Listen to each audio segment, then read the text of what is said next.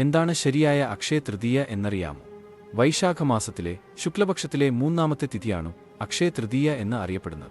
അക്ഷയതൃതീയ നാളിൽ ചെയ്യുന്ന സത്കർമ്മങ്ങളുടെ ഫലം ഒരിക്കലും ക്ഷയിക്കില്ല. അന്ന് പാവപ്പെട്ടവർക്ക് ദാനാദിധർമ്മങ്ങൾ നടത്തുന്നത് പുണ്യമായി പലരും കരുതുന്നു. വിഷ്ണു അവതാരമായ പരശുരാമൻ ജനിച്ച ദിവസമാണ് അക്ഷയതൃതീയയ്ക്ക്. എല്ലാ ക്ഷേത്രങ്ങളിലും തന്നെ വിശേഷാൽ പൂജകൾ നടക്കാറുണ്ട്. ഭഗവതി അന്നപൂർണേശ്വരിയുടെ അവതാര ദിവസവും മഹാലക്ഷ്മി അനുഗ്രഹം ചൊരിയുന്ന ദിവസം എന്നിവ കൂടിയാണ്. അതിനാൽ പരശുരാമ ജയന്തി അഥവാ കർഷകരുടെ പുണ്യദിവസം, സമൃദ്ധിയുടെ ദിവസം എന്നൊക്കെ പ്രാദേശികമായ പല പേരുകളിൽ അറിയപ്പെടാറുണ്ട്. അന്നപൂർണ ദേവി അവതാര ദിവസം ആയതിനാൽ ഭഗവതി ക്ഷേത്രങ്ങളിൽ ഇത് വിശേഷമാണ്. ഗുരുവായൂർ ക്ഷേത്രത്തിലും അന്നേ ദിവസം പ്രാധാന്യമർഹിക്കുന്നു.